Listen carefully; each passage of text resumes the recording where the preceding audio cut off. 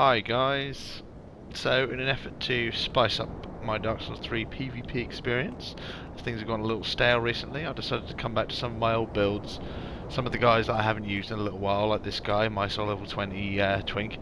And I've changed some things up in order to, you know, what they say, variety is the spice of life. So let me show you what I was running, which is this guy here. This is a pretty standard Soul Level 20 Twink guy. He's using Raw Longsword, Deep Dagger, Iron Round Shield for parrying, Knight's Crossbow for harassment, and, you know, pretty bog standard high absorbance Twink fashion with Favour, Prisoner's Chain, Hornet, and Obscuring. You know, it's a pretty fucking basic setup I've got there, to be honest. And I was getting kind of bored that I hadn't used this build in a while, and it's a pretty generic Twink build. So let me show you what I've done now. Right, so this is the brand new build now. This is a low-level bleed build, and I'm fucking having a blast with this guy. So let me show you. I haven't done anything with the stats, to be honest. I didn't bother changing it. All I have to do now is keep the Knight's Ring on permanently to give me that extra strength in order to one-hand the Flamberge. Because I was only really using the longsword, and that didn't require any strength investment. So I didn't want to waste any levels. I didn't want to take anything out of vigor, so I just popped the strength ring on. So I'm rocking heavy Flamberge +2, raw barbed sword +2. I've got a blood bandit's knife in my left hand, and I'm keeping the crossbow on. I really love that weapon. And for the fashion, I've got Northerner's helm, Armour of Thorns, Gauntlet of Thorns, and Nameless Knight leggings. Like I said, the rings are the same, apart from I have to keep the Knight ring on permanently. I've pretty much forgone the Hornet ring now. I'm not going to be fishing for parries too much, since I don't have a parry tool for this build now. So I'll just swap it up to Chloranthy or Steel Protection or something. So yeah, this is super fun. I wasn't having the best of luck with just the Flamberge and the Barbed Sword. Even with the Carthus Rouge buff, it still takes a good fucking few hits in close succession in order to bleed someone out. So that's why I supplemented it with the offhand bleed dagger. I mean, obviously the dagger damage itself is pretty piss poor because it's blood infused and I don't have really good luck, but it's spammable and it gets through shields, and it really helps supplement the bleed build up from the Flamberge and the barbed sword when I do use it. Really fun build. So let's go see some of the invasions. So our very first invasion is against a couple of weeaboo, katana-loving neckbeard types. They love their anime and their body pillows, and they love their katanas, their Maul ninja shit. So I've been having a little read up on bleed when I made the build, and I was sort of trying to get the most out of this. Wait, watch this colossal fuck up. Panic roll. Fortunately, I survive. However, he does not. GG. So yeah, sorry, I was reading up on the way bleed works and stuff, and you know, I wanted to do the bleed build, and then I went to figure out how it would work and how I get the most out of stuff, and I found out some quite interesting stuff, really. Obviously, your bleed resistance is very dependent on your armor type you're wearing. So this guy is wearing nothing but fucking sackcloth, so he gets bled out so fucking easily. Wait. Splat. Yes. And what I didn't know is that your bleed, the damage you do from when you proc bleed, is dependent on what kind of weapon it is that you're proccing it with, whether it's bleed infused or Carthus infused, or whether it's innate, whether the weapon has innate bleed damage and buff with Carthus. They all do varying amounts of damage. So if you want the most bleed damage, you technically want to go for a full bleed build with bleed infusions and stuff, which is quite nice since I already had the bleed dagger, and I didn't realise that was, you know, that was, I just wanted a spammable weapon, but apparently bleed infusions are the way to go if you want to do the most damage. So you just sort of get a few whacks in with the Flamberge or the straight sword, and then you just sort of spam on them. Look at that, fucking good. Spam on them with the bleed dagger, and I believe it's like whatever procs last is what damage goes through. So yeah, so of course now his balls disappeared, but now the blues are here to back him up. He is blue balling. He is his dick has suddenly grown 12 inches around, and now look at that fucking Kaiser's parry spam. Fuck off with that shit. The one thing I hate about shit at this level. Fucking Kaiser's spam. So easy to do. So we've said this to death, haven't we? It's just so easy to do at low levels. It's so fucking difficult to punish, especially if you've got loads of people in your ass. But yeah, see, like he wants to summon his mate again. Oh, look at that! I don't know whether that was luck or judgment. I'm willing to bet that was just good luck, because that was like a fucking dagger parry. Yes, so of course the blue's now doing his work for him. Heaven forbid you try and fight on your own. Not that I'm salty or anything. I'm not salty at the covenants that the developers put in the game. Of course not.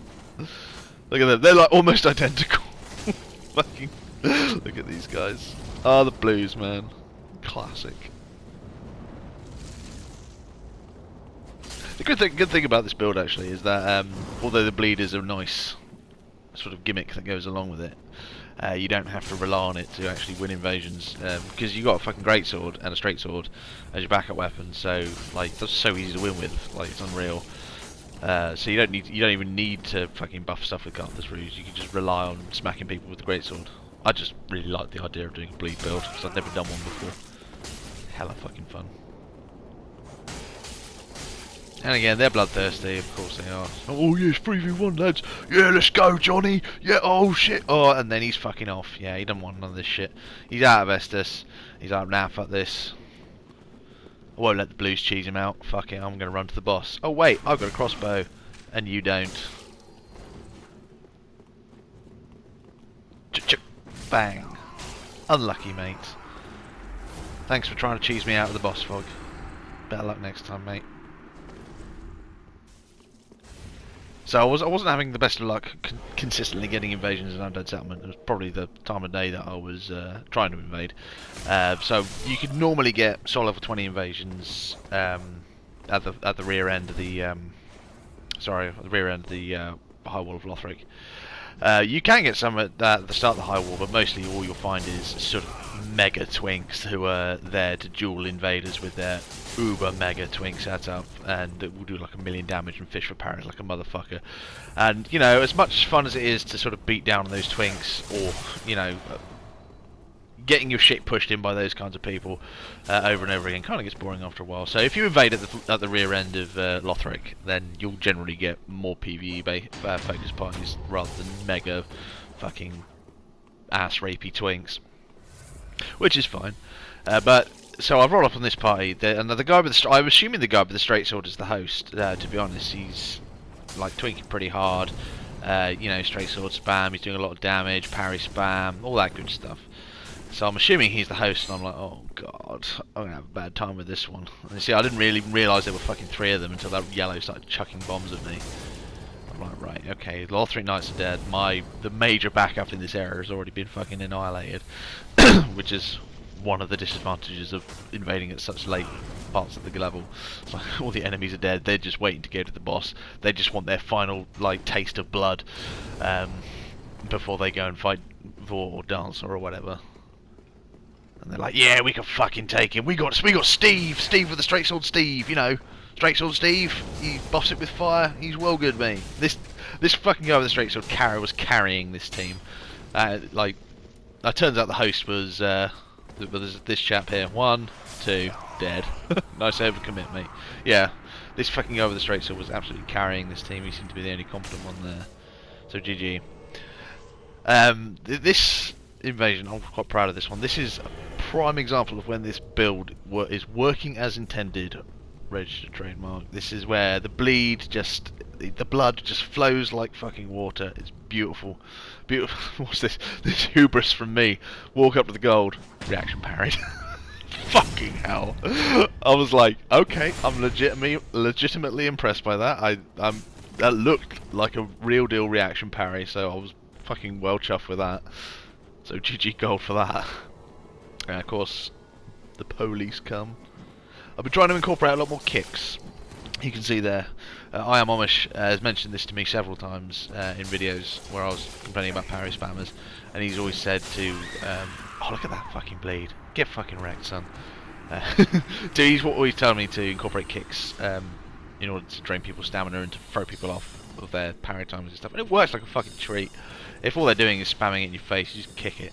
Just kick at the shields, and either you break their guard or they just have no stamina to do anything else. Fucking great. So I completely underestimate this blue because, you know, he's blue. Why wouldn't I underestimate him? But he's at least vaguely competent in this game. In fact, vastly more competent than I gave him credit for. I see him. Oh, he's got a medium shield. Yeah, I can spam on that. Fuck it. Why not? Yeah, let's spam on it. Oh shit. And he's got an offhand rapier for riposte. So this guy was, he knew his shit. So this blue was pretty cool in my books.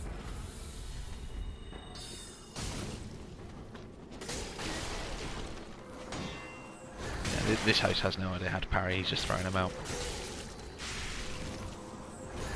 It's pretty good synergy with the evangelist being there, chucking all that gnawing around.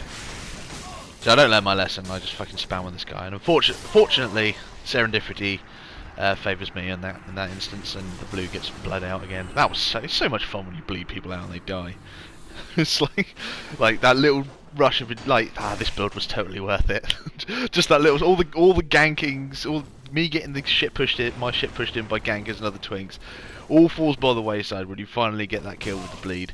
It's just like, so good.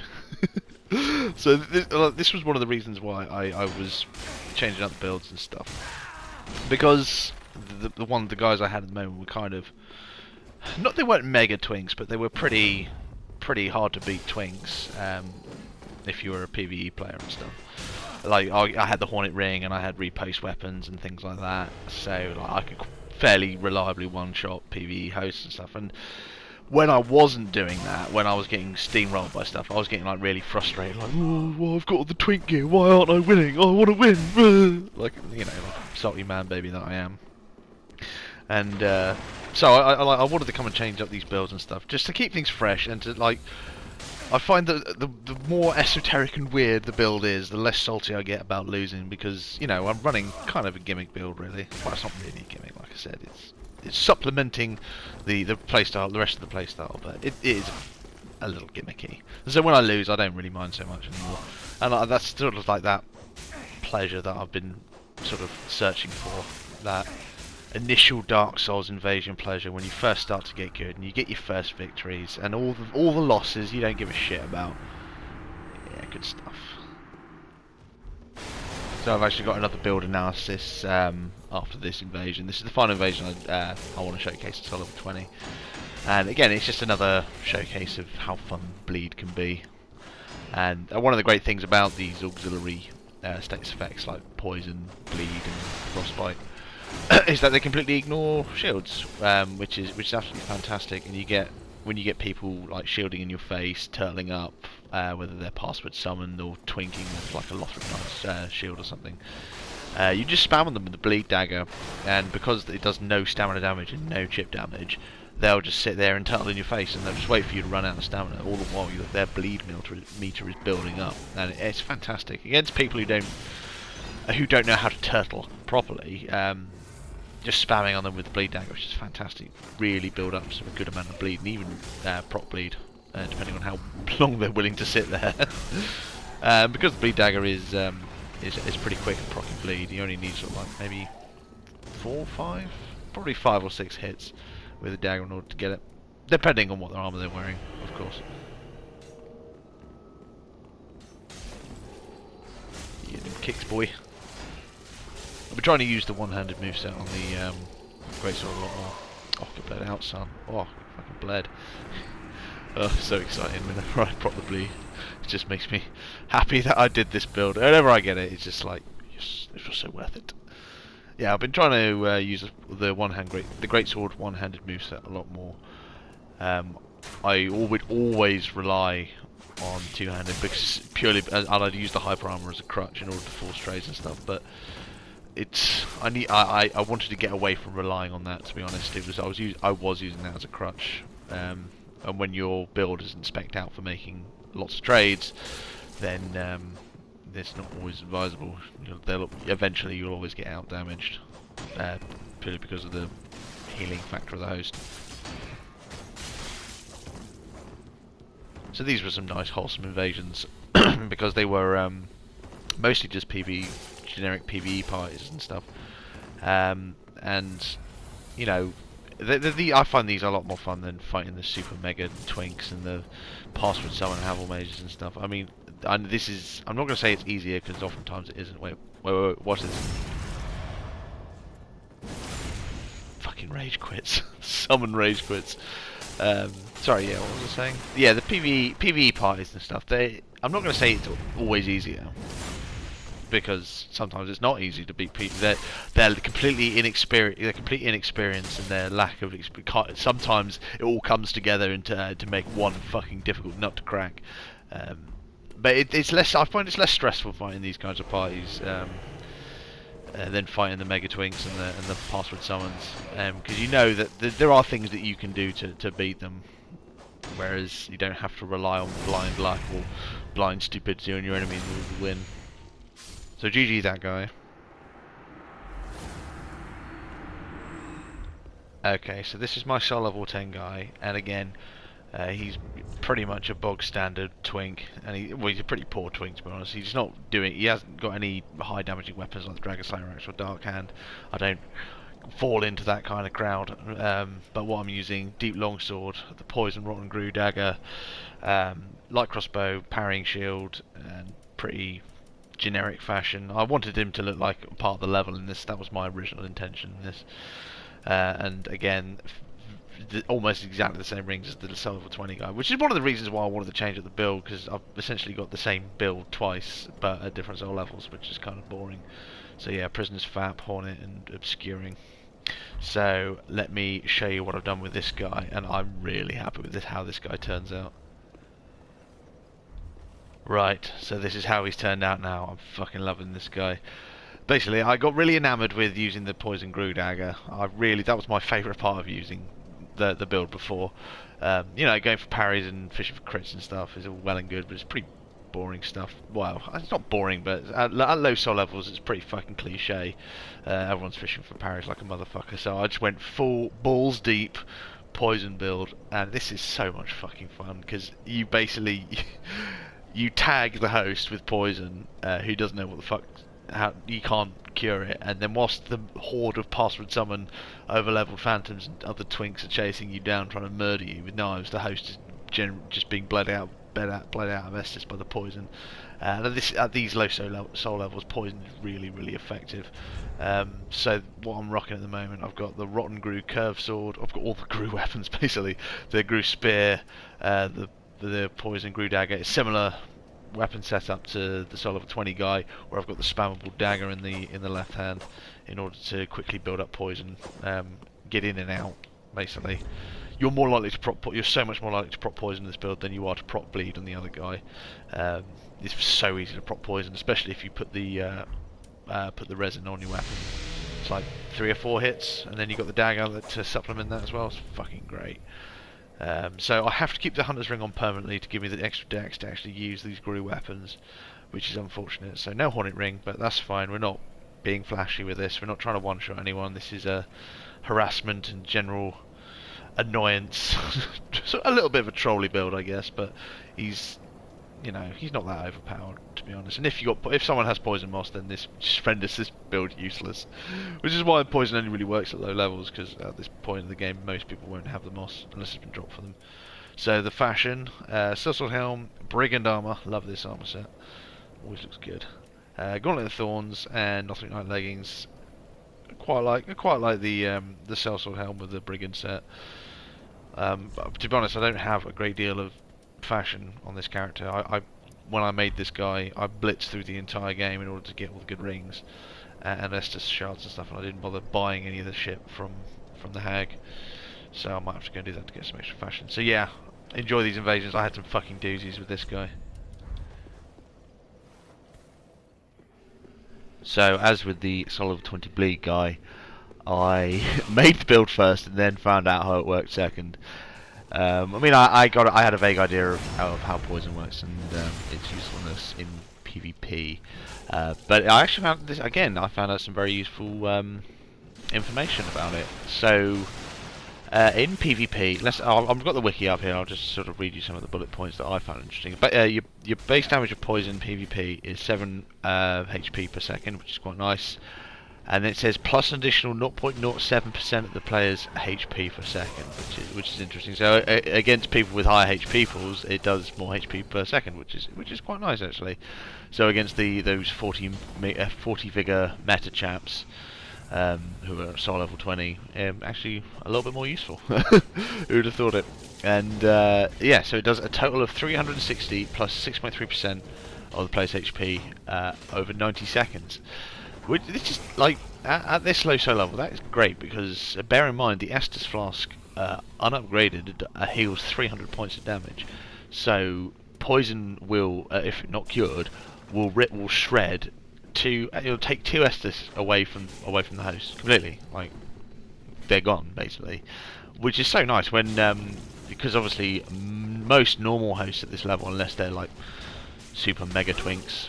Again, we'll only have a small sort of Estus pool, so making up for the really quite piss poor damage of these weapons I've got. I mean, I've got them raw infused, which helps the damage a little bit, and it's not like atrocious damage. It's not like meme level broken straight sword damage, but it's pretty piss poor given that every one of the dog is rocking the dark hand or something similar. Like this chap here, Mr. Fighter. I'm Fighter PL clone. I like to be the bomb and about to blow up. To be honest, he hasn't used that song in a while, so I should probably stop making that joke. It's a shame actually, because I really do like that song. So yeah, poison is so useful at this low soul level. I mean, less useful against the password summons, I'll grant you, because they have the massive poison resistance from their bloated stats and their late game armor and stuff. And generally they'll have a massive health pool as well. Has anyone else noticed this? But the scaling system is so fucking inconsistent with the way HP pools are scaled down for password summons, because sometimes I'll get them and they'll be like paper mache men, despite the fact being level 500 or something. But sometimes I'll get them and they'll have that fucking massive, like it will look like they haven't had any of their HP pool reduced. Crazy. Alright, so that guy died from poison actually, so that was, there you go, first poison kill. So anyway, sorry, I'll stop wittering, we'll talk about the invasions. So, every Twinker's worst nightmare. Password summoned with the Ring Knight Ultra Pair Great Swords. And not the last one you'll see in this video. Oh god, I hate that weapon. I hate that weapon. in a gang scenario, that weapon is just fucking cancer. To coin a phrase, it's just the press L1 to win weapon. So what I'm trying to do here is I'm just trying to, goad their bloodthirstiness and bait them down here with the Pus of Manage, because this guy, if the host or phantom have half a brain, they'll just rush the hollow that spawns the Pus of Man and just murder him before he can spawn in. But sometimes, if they're really that stupid like these chaps, they'll just completely ignore the Pus of Man and just go for me. They're too headstrong. I imagine the phantom probably knows about the Pus of Man. I mean, you don't get to be that high a level without knowing about the Pus of Man. So yeah, they completely ignore me. They're bloodthirsty. They want to kill me, so they think it's fun. Now he is in on this, and this guy, although he can hurt you and do quite a shit ton of damage, he's a fucking beastly ally to have. At least for keeping people distracted. So yeah, it's like, okay, I'll just leave the phantom to fight that guy. I'll just focus on the host. Taking a page out of the Sticky Bandit playbook and using the Rotten Grue curve sword. It's so the Grue weapons are so much fun, and because this is sort of like got the small curve sword moveset, it's really good at roll catching. But just like the Pontiff, it's short. Obviously, it's shorter than the Pontiff Knight sword, but it's got that same moveset and the same sort of quick recovery frames, and really good at sort of long attacking frames and stuff. Really good. Yeah, you get that Praise the Sun shit out of here. I'm an invader. We're sworn enemies. So I know I said poison isn't particularly useful against password summons, but if you can get them, if you can tag them with it, all the better. I mean, 600 damage. That's what 630 damage. That's one Estus Flask that they've lost effectively if you can survive long enough, which is nice. I mean, that takes them down to 6 Estus, and if they've got an Ashen Estus, that'll be 5. So yeah, poison. Poison is good, people. Give poison a chance. That fucking R2 roll catch there. Check that out. one of the frustrating things, low-level invasions and stuff, because there's a lot of timid hosts and timid parties that are oftentimes very unwilling to follow you, even if they have the even if they have the advantage, and they should be pressing their advantage. They'll be very unwilling to follow you into different parts of the level in order to chase you down. So you'll find them very often. These kind of hosts and parties will just camp in very narrow areas and not move at all, not out of a desire to gank or to be a dedicated gank squad, but because they're I don't know, too afraid of what the invaders are going to do, so they'll just play like the incredibly passive turtle up, and they'll just hide in one particular spot. And these guys are doing it here. They're just sort of this narrow area here. Like, I don't do enough damage to wait. Poison, yeah, your poison running through my veins. Sorry, bit of Alice Cooper kick now. Yeah, I don't do enough damage to effectively be able to hold them in a specific area. Look at this. R2 roll catch. Incredible.